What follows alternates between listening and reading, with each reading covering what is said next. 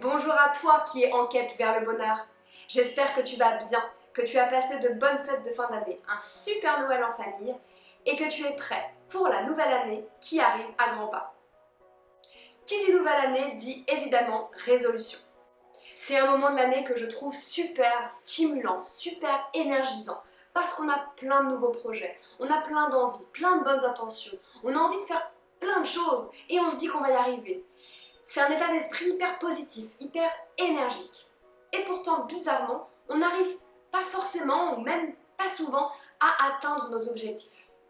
Or, dans ton avancement vers le bonheur, c'est super important d'atteindre tes objectifs. C'est super important d'avancer dans la direction que tu t'es fixée. C'est pourquoi j'ai décidé de faire cette vidéo, pour t'aider, te donner des astuces, t'accompagner grâce à un process assez simple en 5 étapes qui va te permettre à fixer les bons objectifs pour toi, pour l'année prochaine et surtout à les atteindre. Allez, c'est parti! Première étape, avant de penser à la nouvelle année, tu dois te pencher sur l'année écoulée. Prends une feuille et un stylo, ou bien ton ordinateur si tu es super moderne, et écris en vrac tous les moments de bonheur, toutes les choses positives dont tu peux te rappeler qui se sont écoulées sur 2018. Voici quelques idées pour te guider.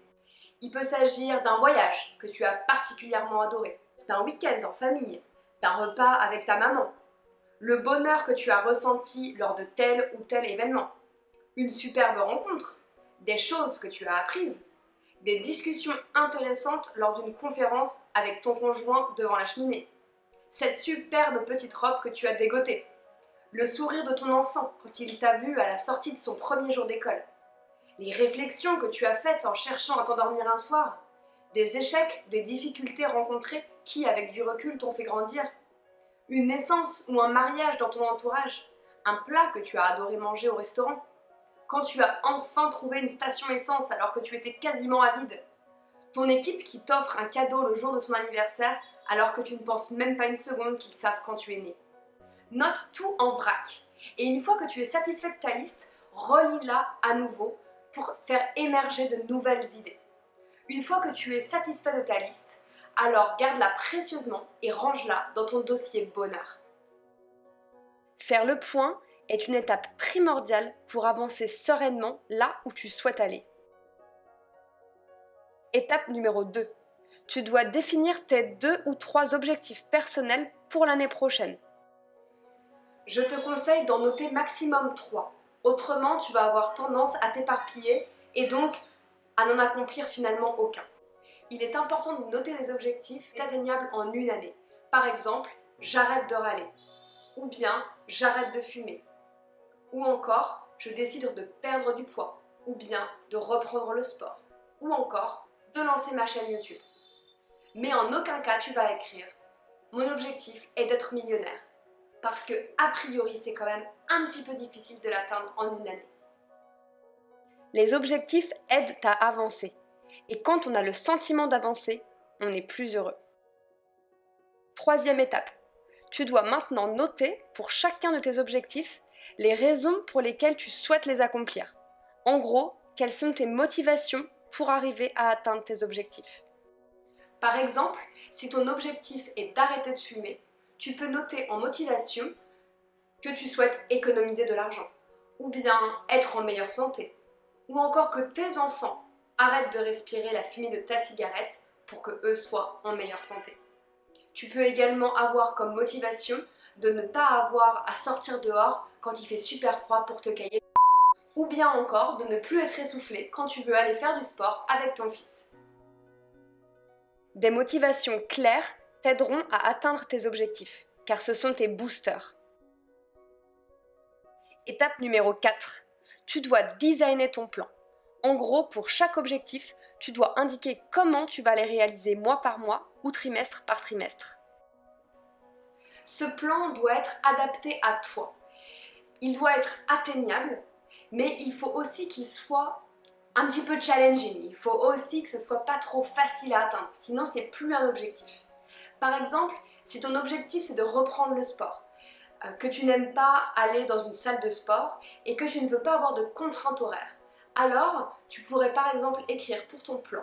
En janvier, tu vas rechercher et trouver un site internet ou une chaîne qui te permet de faire des exercices depuis chez toi. En février et en mars, tu vas suivre ces cours de sport sur internet tous les lundis soirs. En avril et en mai, tu poursuivras ces cours de sport et en plus tu iras à la piscine un dimanche par mois. En juin et en juillet, quand le beau temps arrivera, en plus de ces cours de sport et de cette piscine, tu iras courir un dimanche supplémentaire par mois. Enfin, d'août à décembre, tu poursuivras de la même sorte. Découper un objectif en plusieurs sous-objectifs, en d'autres termes planifier, est primordial pour accomplir cet objectif. Cinquième et dernière étape, fais en sorte de toujours avoir en tête tes objectifs. Pour cela, je te conseille d'écrire tes objectifs, tes motivations et ton plan mensuel ou trimestriel sur une feuille et de le mettre partout. Partout, c'est-à-dire dans les notes de ton téléphone, sur ton marque-page, sur ton fond d'écran d'ordinateur, dans ton portefeuille, dans ta table de chevet, partout où tes yeux se posent au fur et à mesure de la journée pour que tu aies tout le temps tes objectifs, tes motivations et ton plan en tête. Je te conseille également d'en parler à tes proches, d'en parler autour de toi, aux personnes en qui tu as confiance. Pourquoi? Parce que inconsciemment, tu sais que ces personnes te demanderont de temps en temps où en es-tu avec cet objectif. Et là, tu auras envie d'être fier et de leur dire que oui, tu avances dans la bonne direction. Donc inconsciemment, plus tu vas le dire à tes proches, plus tu vas travailler, faire en sorte d'atteindre cet objectif. Communiquer sur tes objectifs, faire en sorte que tu les aies toujours en tête, t'aidera à les atteindre. J'espère que cette vidéo t'a aidé à trouver tes objectifs, les planifier et que tu vas donc réussir à les atteindre en 2019. N'oublie pas de faire le point régulièrement de l'avancement vers l'atteinte de tes objectifs, c'est très important et tu peux bien sûr revoir ton plan en fonction de ton avancement. N'hésite surtout pas à me contacter et à écrire des commentaires en dessous de cette vidéo si tu as besoin que je te conseille sur la méthode ou si tu veux partager tes objectifs avec la communauté. Allez, bonne réflexion et surtout, bonne action!